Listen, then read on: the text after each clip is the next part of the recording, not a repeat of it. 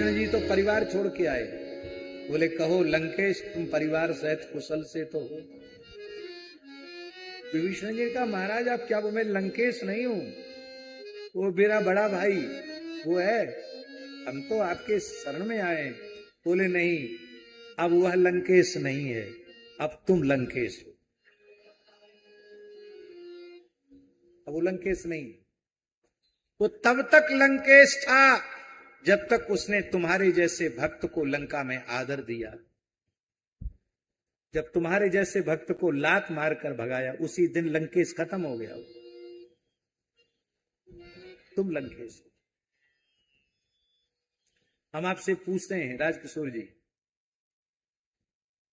रावण का इतना प्रचंड प्रताप था कि रावण जिसको अपने यहां से निकाल दे, पूरे ब्रह्मांड में उसको शरण देने वाला कोई नहीं।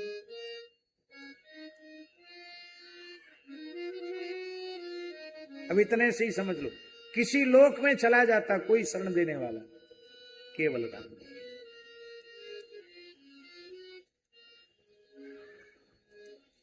तो इस विचार से यदि हम देखें तो विभीषण के जीवन में कितनी बड़ी समस्या थी। क्या हमारे जीवन में ऐसी समस्या है? पर उस समस्या का समाधान तत्काल हो गया। मांगा तुरंत सिंधु कर नीरा, अभी अभिषेक करता हूं। जो संपत्ति शिव रावण ही दीन दिए दशमात, सो संपदा विभीषण ही सकुच दीन रघुनाथ। अस प्रभु छाड़ी भजहि जे आना, ते नर पशु बिन पूछ बिषाणा। समाधान हो गया। समय कम है फिर भी हम बोल देते हैं। ओरछा की घटना, मुगल काल में, क्या करें, बड़ी दुख की बात है, झूठा इतिहास पढ़ाया जा रहा है। अब कुछ लगे हैं लोग कि ठीक ठाक आ जाए, पर अभी बिगाड़ने में 70 साल लगे तो सुधारने में भी समय लगेगा। पर सबको सच्चे इतिहास का ही आदर करना चाहिए।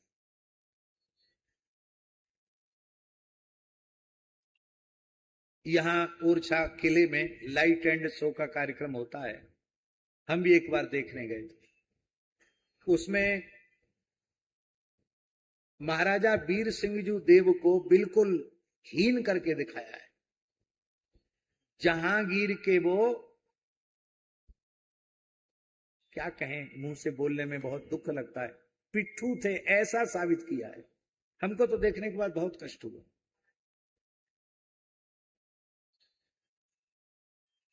मार्गदर्शक लोग जो दिखाते किला, वो भी कहते हैं कि जहांगीर के स्वागत में मधुकर शाह के पुत्र महाराजा वीर सिंह देव ने यह जहांगीर महल बनवाया। पर आप लोग सच्चा इतिहास कान खोलकर सुनो। अकबर अपने पुत्र जहांगीर से बहुत नाराज था। इतिहास को पढ़ने वाले लोग जानते हैं, अकबर और जहांगीर का बाप बेटा का बहुत विरोध हो गया, और अकबर ने निश्चय कर लिया था कि जहांगीर को मारना है, जीवित नहीं रखना, इसको जिंदा नहीं छोड़ना।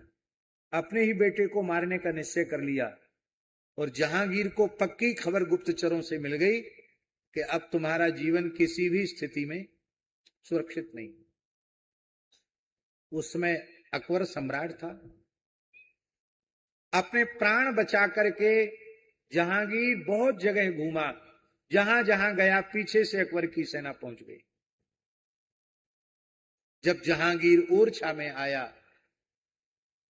और बुंदेलखंड के विस्तारक, बुंदेलखंड में स्वर्ण युग के प्रवर्तक, प्रचंड वीर, महान धर्मनिष्ठ, गौ ब्राह्मण और प्रजावत्सल महाराजा वीर सिंह देव, जिनका जीवन बड़ा आदर्श जीवन था, वीर सिंह देव के सामने जहांगीर आया और उसने कहा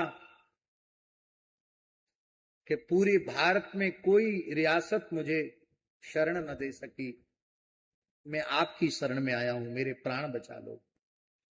उस समय वीर सिंह जूदेव ने कहा, मैं श्री राम जी का वंशज हूं, मेरे प्रभु का सिद्धांत है, शरणागत कहूं जे तजहि निज अनहित अनुमान, तेनर पावर पापमय तिनहि बिलोकत हानि। तुमने शरण शब्द का उच्चारण कर दिया, यद्यपि तुम शत्रु पक्ष के हो, लेकिन तुमने शरण शब्द का उच्चारण कर दिया तो अब ओरछा रियासत तुम्हारी सुरक्षा करेगी, रहो यहां। उसको जगह दी रहने। अकबर को पता चला, वीर सिंह ने उसको शरण दे दी। वो उस समय मुगल सेनापति एक मुसलमान कौन था, मैं उसका नाम भूल रहा हूं, जो ओरछा का धार्मिक इतिहास लिखा गया है पूज्य पिताजी के द्वारा, उसमें उनका उल्लेख है। तो वो कोई मुसलमान था, सेनापति था। वो बहुत बड़ी सेना लेकर, अकबर के द्वारा भेजी हुई सेना लेकर के यहां आया। और कहा, सम्राट अकबर की सेना। राजकिशोर जी, आपको सुनकर आश्चर्य, 80,000 सैनिक थे। कितने? और छोटा सा ओरछा राज्य जैसे समुद्र से घिर गया हो, ऐसी सेना के समुद्र से ओरछा चारों ओर से घिर गई। और कहा कि या तो शत्रु को तत्काल सौंप दो, अन्यथा युद्ध के लिए तैयार हो जाओ। वीर सिंह जूदेव ने कहा, जब तक हम क्षत्रिय हैं, राम जी के वंशज हैं, जब तक हमारे शरीर में रक्त की एक बूंद है, तब तक तो आशा छोड़ दो कि मैं शरणागत को छोड़ूंगा। मैं शरणागत को नहीं छोड़ सकता, भले ही हमारी पास मुट्ठी भर सेना है, हमारी रियासत छोटी है और हम अकस्मात शत्रु सेना से घिर गए हैं, लेकिन किसी दबाव में आकर हम अपने शरणागत को तुम्हें नहीं दे सकते। उस समय रोते गिड़गिड़ाते हुए जहांगीर ने कहा कि आप पूरी प्रजा के सहित नष्ट हो जाएंगे, आप अपने राज्य की रक्षा करने के लिए, अपनी प्रजा की रक्षा करने के लिए आप मुझे सौंप दीजिए। मेरे भाग्य में यही था, मेरी तकदीर ही ऐसी है। पर वीर सिंह ने कहा, अब तुम्हारा कहने का हक समाप्त हुआ। तुम्हारा इतना ही हक था कि मैं शरण में हूं, मेरी रक्षा करो, क्योंकि शरणागत की रक्षा का संपूर्ण भार शरण्य के ऊपर होता है, जो शरण में लेता है। जहांगीर को चुप कर दिया। अब एकांतिक बैठक हुई, क्या करना चाहिए, कैसे लड़ना चाहिए। युद्ध तो स्वीकार कर लिया गया है, कल से युद्ध होगा। वीर सिंह बहुत कुशल नीतिज्ञ थे। उन्होंने सोचा कि लड़कर के तो हम पार पा नहीं सकते, सेना खत्म होने में क्या समय लगेगा, तो जुक्ति से मुक्ति होती है, जुक्ति लगानी चाहिए। उन्होंने यहाँ के पशुपालकों को, अहीरों को बुलाया और 2-3 हजार भैंस, कितनी? 2-3 हजार भैंस बुलवाई रात के इस पर। काली काली भैंसें, उनको कुछ लगाकर खूब चिकना कर दिया, जैसे शालिग्राम जी को इतर लगाने से चमकते हैं, खूब चमक गई भैंसें। और उनके सींगों में डंडा बांध दिए, उनमें पलीता बांध दिए और उनके शरीर में विस्फोटक बांध दिए, बम विस्फोटक बारूद उनके शरीर में बांध दी गई। और आज भी किले में वो जगह है जहां से उन भैंसों को फाटक खोलकर शत्रु अकबर की सेना जहां रात को पड़ी थी वहां भेज दिया। अब वो भैंस तो वैसी बिचकती हैं और उनके सींगों में जो पलीता बांधा गया था उसमें आग और लगा दी, तो आग लगने से वो और ज्यादा बिचक गई, हुर्र हुर्र करती वही सब सेना में कूद पड़ी और वहीं अकबर का तोप खाना था, बारूद खाना वहीं था। उनके विस्फोट से भैंसें तो मरी गई, भैंस तो नहीं रही जीवित, लेकिन बिना युद्ध के अकबर की 80,000 सेना समाप्त हो गई। कुछ लोग वो बेचारे समझ ही नहीं पाए कि हुआ क्या, ये आग कैसे लग गई, ये तोपें अपने आप कैसे चल रही है। और एक सैनिक को घायल किए बिना, एक भी प्रजा पर आंच आए बिना इस इतिहास को दिखाना चाहिए यहां लाइट एंड शो में, लेकिन ये नहीं दिखाया जाता है। इसके बाद अकबर ने समझ लिया कि वीर सिंह से पार पाना हमारे बस की बात नहीं है। इसके बाद काबुल की लड़ाई छिड़ गई और उस काबुल की लड़ाई में बीरबल मारा गया। इसके बाद अकबर लौट कर आया, अकबर भी मर गया। और जब अकबर मर गया, अब बहुत ध्यान से सुनने की बात है, महाराज वीर सिंह चाहते तो दिल्ली पर कब्जा कर सकते थे, लेकिन उन्होंने कहा नहीं, शरणागत का हक नहीं छीनना, इसके बाप की गद्दी इसको देंगे। और वीर सिंह जी महाराज ने सत्य नीति धर्म का पालन करते हुए, शरणागत वत्सलता दिखाते हुए जहांगीर को सम्राट की गद्दी पर बिठाया, बादशाह के ओहदे पर बिठाया। और जहांगीर ने कहा, मेरा बाप अब्बा जान तो मेरा अब्बा जान सिद्ध नहीं हुआ, वो तो मेरी मौत बनकर आया, कयामत बन के आया, लेकिन मैं आज से अपने धर्म पिता के रूप में आपको स्वीकार करता हूं। और आज से बुंदेलखंड स्वतंत्र होता है, मैं इसे कर मुक्त करता हूं। केवल बुंदेलखंड ऐसा था जो जहांगीर के शासन काल में टैक्स नहीं देता था, मुगलों के अधिकार में नहीं था ये।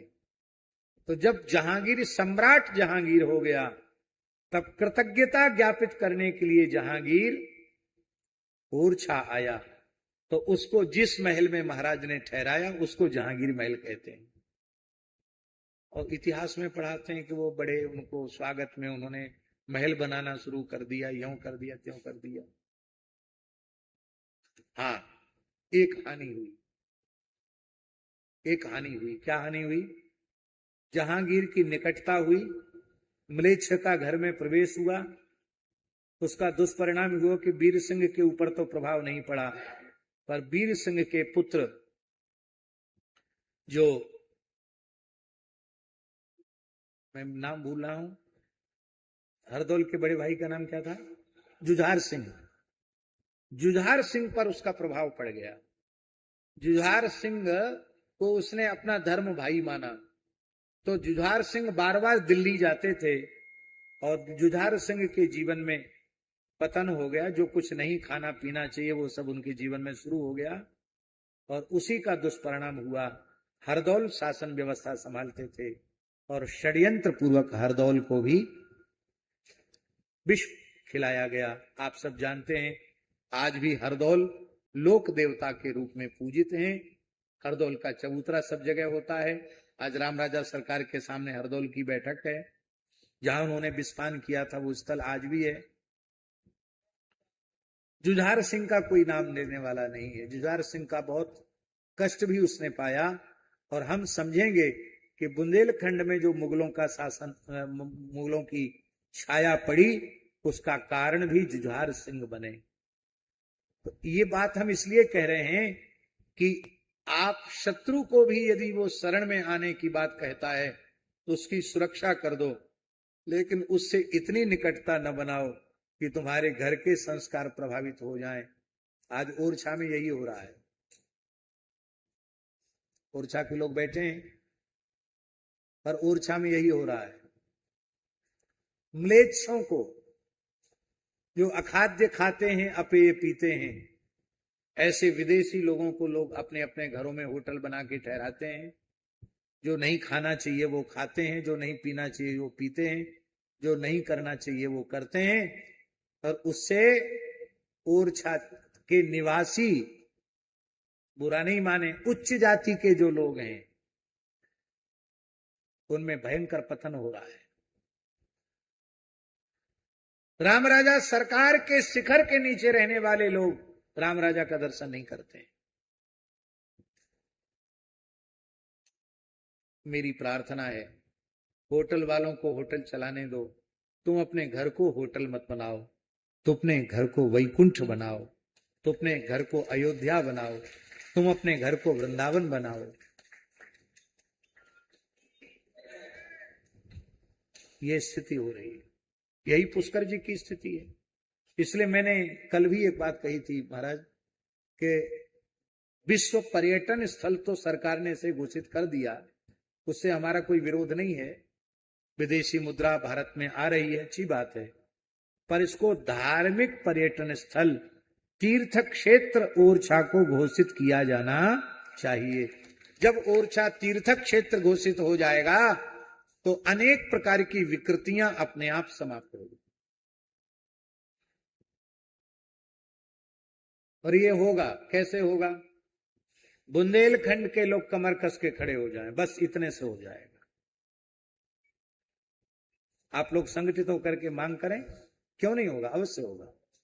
इस समय शासन में बैठे हुए लोग अनुकूल हैं, भारतीय सनातन संस्कृति के मूल्यों का संरक्षण हो रहा है, उनका संपोषण हो रहा है। आज अंतर्राष्ट्रीय विश्व योग दिवस था। उस योग दिवस पर पहली बार पश्चिम बंगाल में तारकेश्वर बाबा के यहाँ, तारकेश्वर नाथ जो प्रधान शिव मंदिर है, वहां बंगाल मुक्ति का कार्यक्रम मनाया गया और बड़े पैमाने पर अंतर्राष्ट्रीय योग दिवस प्रधानमंत्री जी के सानिध्य में मनाया गया। ये कैसे हुआ? ये तब हुआ जब अच्छी विचारधारा के लोग शासक बनकर के आए। इसलिए अच्छे लोग हैं, अच्छा काम करेंगे, पर आप लोगों में बिखराव नहीं होना चाहिए, आपका संगठन बना रहना चाहिए। यद्यपि हम स्वयं योग के ऊपर प्रवचन नहीं दे सकते हैं, क्योंकि जैसा अपने शरीर के साथ हमें न्याय करना चाहिए उतना न्याय हम अपने स्वयं के साथ नहीं कर पाते हैं। लेकिन कुछ भी अच्छा काम करने के लिए शरीर का स्वस्थ रहना जरूरी है, और स्वस्थ रहने के लिए कुछ योग, कुछ आसन और कुछ प्राणायाम प्रत्येक मनुष्य को जरूर अपनाना चाहिए।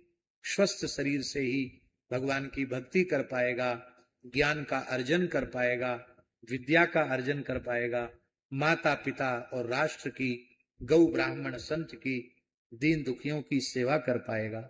सबके लिए स्वस्थ शरीर जरूरी है, और शरीर के उत्तम स्वास्थ्य के लिए योग का आश्रय बहुत जरूरी है। श्री वृंदावन बिहारी। इसलिए ये समाधान है, जब कभी जीवन में संकट आवे भगवान की शरण हो जाओ। अब वो समस्या हमारी नहीं रही, अब वो समस्या भगवान की हो। इसलिए संपूर्ण समस्याओं का समाधान का मूल मंत्र है हरि शरणम, हरि शरणम, हरि शरणम।